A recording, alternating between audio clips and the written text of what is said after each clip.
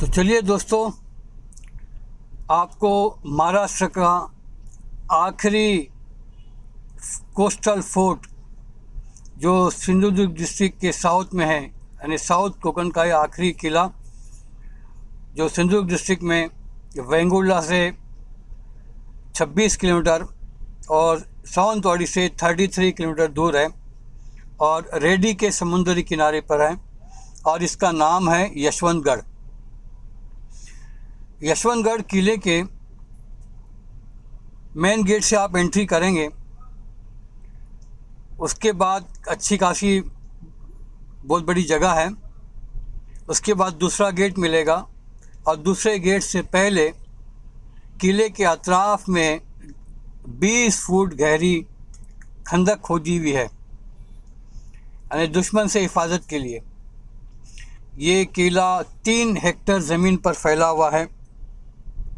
Arabian सी और river in दोनों के संगम पे ये किला बना हुआ है। मेन गेट से एंट्री के बाद दूसरा गेट आएगा, वहाँ पर भी फ़ौजियों के लिए रूम्स बने हुए हैं, यानी हमेशा फ़ौजी तैयार रहते। पहले गेट से अगर दुश्मन आ जाए तो दूसरे गेट पे भी उसको घेर लेंगे। इस तरह से तीसरा गेट है, वहाँ पे भी फ़ौजियों के कमरे हैं और चौथा भी गेट है, यानी 4 गेट्स हैं और खंदक अलग से हैं। आर्कियोलॉजिकल सर्वे ऑफ इंडिया ने किले का फर्स्ट पार्ट मेन एंट्रेंस से सेकंड गेट तक का अच्छा खासा मेंटेन किया है। आप देखिए, दीवारों को साफ़ किया है, उस पर लगी हुई काई धूल मिट्टी सब साफ़ की है। लेकिन अंदर जब जाएंगे तो आपको अभी देखेंगे कि किले की हालत वाकई बहुत ही अफसोसनाक है। इसको मेंटेन करने की सख्त ज़रूरत है। आखिर यह किला क्यों बना? 7th सेंचुरी, 7th कह रहा हूँ, 17 नहीं, 7th सेंचुरी के स्टार्ट में, यानी 610 और 611 के बीच की बात बता रहा हूँ। उस वक्त चालुक्य स्वामी राजा जो थे, उनके ज़माने से सिंधुदुर्ग डिस्ट्रिक्ट का ये रेडी गांव और ये रेडी एरिया जो है, ये ट्रेडिंग के हिसाब से बहुत इसका इम्पोर्टेंस था। इंटरनेशनल ट्रेडिंग होती थी।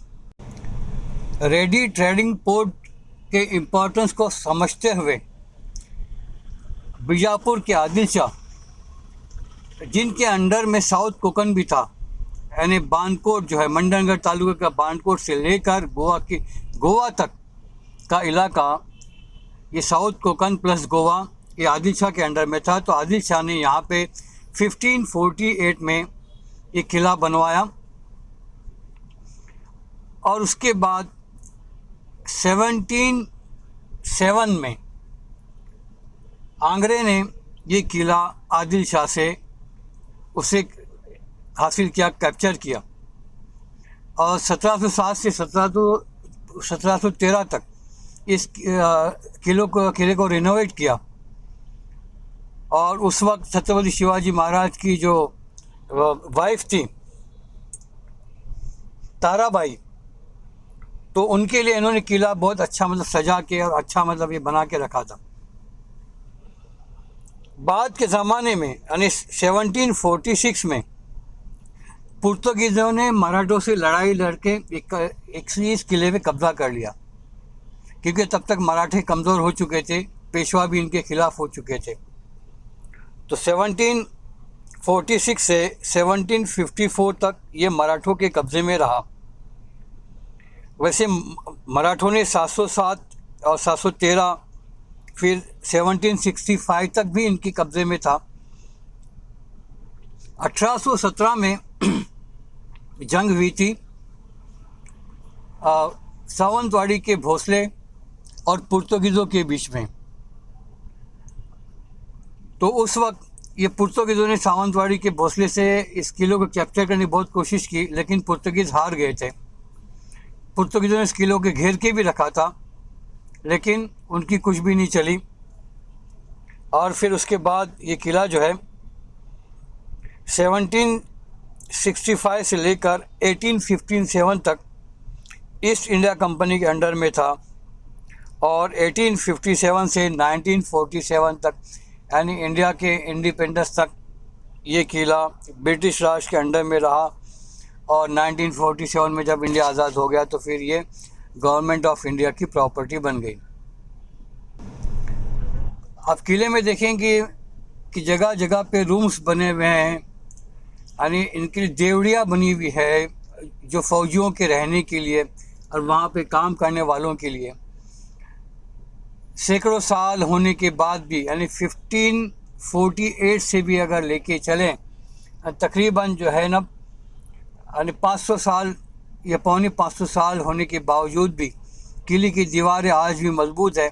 लेकिन जो दरख्त और पेड़ जो उगते हैं दीवारों पे और किले का जो मेंटेनेंस नहीं होता है उसकी वजह से बहुत सारे जो 3 मंजिला इमारतें जो थी उनकी छतें गिर गई है।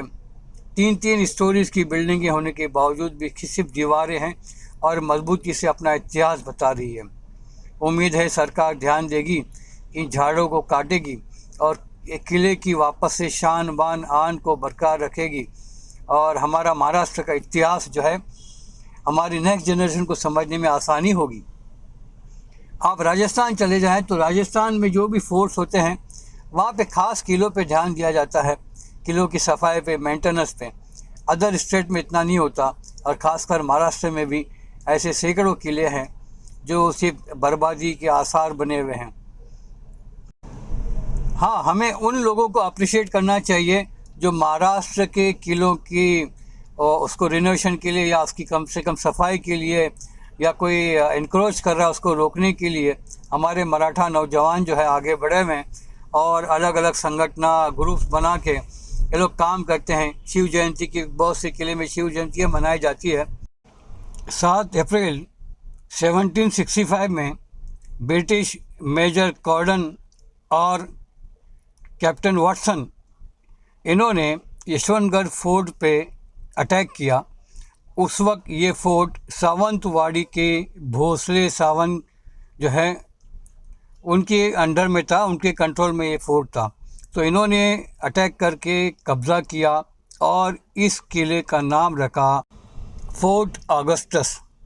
पुर्तगीज़ों ने यशवंतगढ़ फोर्ट रेडी का इस पर कब्ज़ा करने के बाद सावंतवाड़ी के भोसले सावंत से एग्रीमेंट किया, एक ट्रीटी हुई, एक मुआहदा हुआ जिसपे 3 कंडीशन थे।